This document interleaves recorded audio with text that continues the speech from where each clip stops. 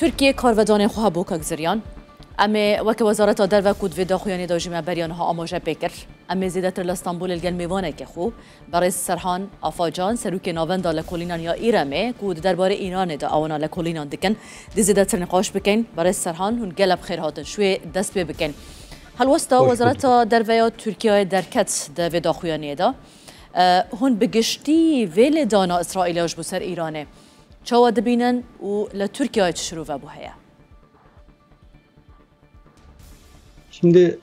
Dışişleri Bakanlığı da açıklama yaptı. Wezareti Derewê Tirkiyeş ragihendrawî xwe bilav kirdewa wa gotebêjî AK Partî Berez Ömer Çelik ew ji ragihendrawî pêştir ragiheyandibû. Her duçan serkoneyê hêrişekanî İsraîl kirdû û zextiyan li we kirdewa ka İsraîl îdî bûta serçawî kêşe li Rojhilatî Navrast. Tirkiye li binarret da seretawa destî kird bi serkonekirdin. Belam pêm waya girngtirîn xallêre da serbarî ew serkonekirina hiç ştêkî dikey baz nekir, rûnkirnewê baz nekir.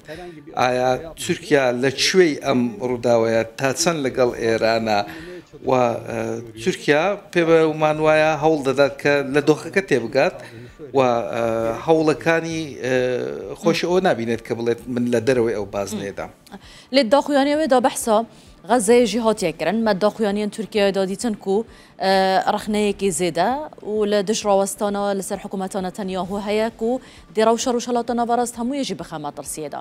ئەف لێدانە ئیرانێ یا ژالی ئیسرائیلێوە تەنێ vê daxuyaniyê li Tirkiyeyê rawesteyan jî helwestekedin dê jî derkeve.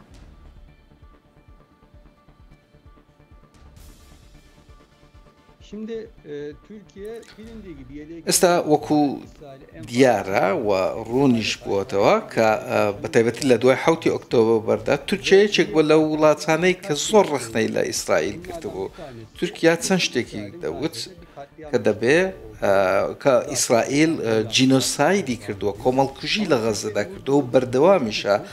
خاڵی دۆم کە تورکیا گوشاری لەسەر دەکات دەڵێت ئەو هێرشکاریە و ئەو ئاژاوەجێڕی ئیسرائیل دەیکات لە ناوچەکەدا ئاگرەکە باوانخوازی زیاتر دەکاتەوە دەگاتە تەواوی ناوچەکە و سەرباری ئەمەش لە هەمان کاتژدا هیچ هەڵوێستێکی دیار نەکرد کە هاو هەڵوێست بێت لەگەڵ ئێران یاخود لە ڕیزەکانی ئێران بێت یا ڕخ نەگرتن بوو. مەسەلەن ئەو شەڕێک و چێبوونە شوانشی شەڕی رووسیا و ئوکراینای دەبینین و هەوڵێن تورکیای بەردەوامن دە ناوبێنکاریەدا.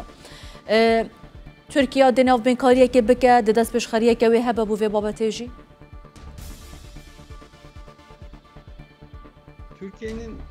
Türkiye'nin arabulucu pozisyonunda şu an olması çok mümkün değil. ناکرێت تورکیا ببێتە ناوبژیکات لە نێوان ئیسرائیل و ئێران چونکە پەیوەندیەکانی نێوان ئەنقەرە و تەل ئەڤیڤ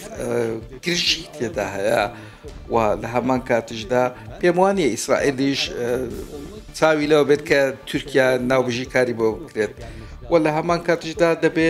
ئەم بابەتە هێشتا زۆر زووە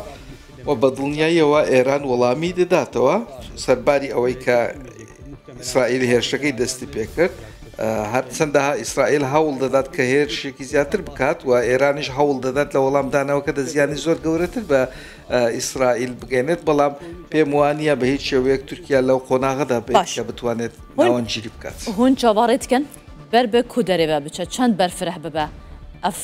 ئێرشێن و ئیسرائیلێکردنە و هەم بەردۆژێم دەبینن ڕەنگە ئەو بەرسەوەک و ئیرانێ دایە حتان هاتی چاوەڕێکردن و بەرفرە هەبەوەکەک و دگەفێن خودە ئەو ji bo ser ئیسرائیلێدا ئاماژە بێتکە.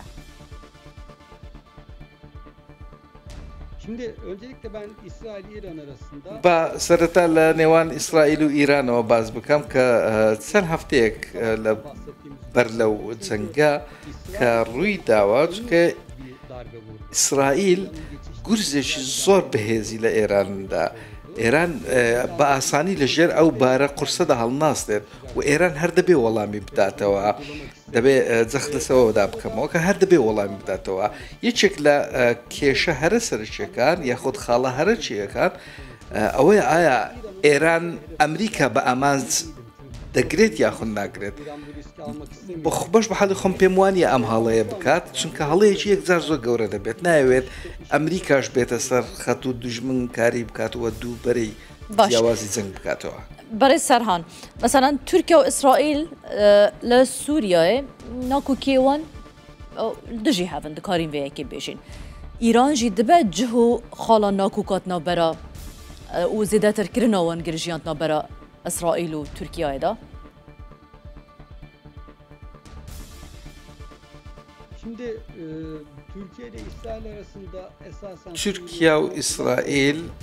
ئەوەی کە ترسی لەسەر بووە نیگەرانی لەسەر بوو کە تووشی یەکدی ببنی و ڕوبەڕوو یەکدی ببنەوە لە سووریا ئەمە ڕووی نەدا هەم ئیسرائیل خۆی دوورگرتەوە و لە هەمان کاتیشدا تورکیاش خۆی دوورگرتەوە و ئازەربەیجان لەو نێوەندەدا نێوبژیوانێکی کرد و ئەم قەیرانەی دوور خستەوە لە هەردوولادا سەبارەت بەوەی کە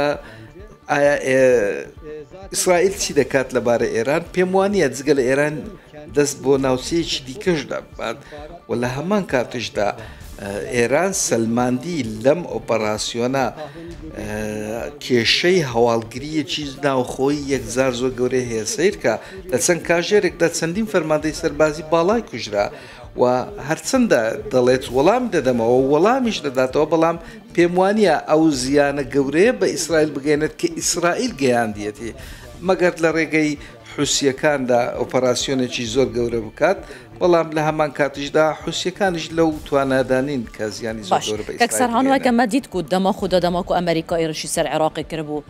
چەند بارەگەه جهێن تورکیایژی هاتنە بکارانینش بوو ئێرشکردنێ ئەگەر ئەمریکا بکەوێت ناوەوی شاڕیدا ئەفشارە بەرفرەح ببە ڕۆڵا تورکیا جهێوێ پێگەهاوێ جێوێ جوگرافیک چاوە تێ بکارانین دی چ بە Şimdi biliyorsunuz ئێوەش دەزانن تورکیا لە 2000 ساڵدا کاتێکە عێراق داگیر کرا بە هیچ شێوەیەک ڕێگەی نەدەکەبن کە سەربازیەکانی ئەمریکا لە ناو تورکیادا بەکاربێنێت و هێزە سەربازیەکانیشی بچێتە ناو عێراقەوە قبولی نەکرد چکە پەرلەمان ڕەتی کردەوە بە زۆرینەی دەنگ ڕەتیان کردەوە و جەختیان لەوەدا کردەوە کە خاکی تورکیا بە هیچ شێوەیەک نابێتە سەرچاوی هەڕەشە و هێرشکردن بۆ سەر وڵاتانی دراوسێ بە هەمان شێوە تورکیا ڕێگە بنادات بەوەی کە خاکی یاخود بنکە سەربازیەکانی ئەمریکا لە ناو خاکی تورکیادا بە هیچ شێوەیەک لە دژی ئیران بەکاربێنرێت و وەزارەتی دەرەوەش جەختی لەوەدا کردەوە کە هەر ئەمڕۆ جەخت لەوەدا کردەوە کە ئەمریکا لەگەڵ ئەم هێرشەدا نەبووە و بەشێک نییە لەو هێرشانە و بە هیچ شێوەیەکەوە نیازی ئەوەی نییە کە ئۆپەراسیۆنێک بکات و لە هەمان کاتیشدا بۆ ئەوەی کە کێشە دروست نەبێت بەم شێوەیە هەنگاوەکان زیاتر فراوان ناکرێت. gelek spas berê Serhan Avacan serokê navenda li Kolînaniya Îremê ku hûn li gel me bûn li Stenbolê bi xêr bên.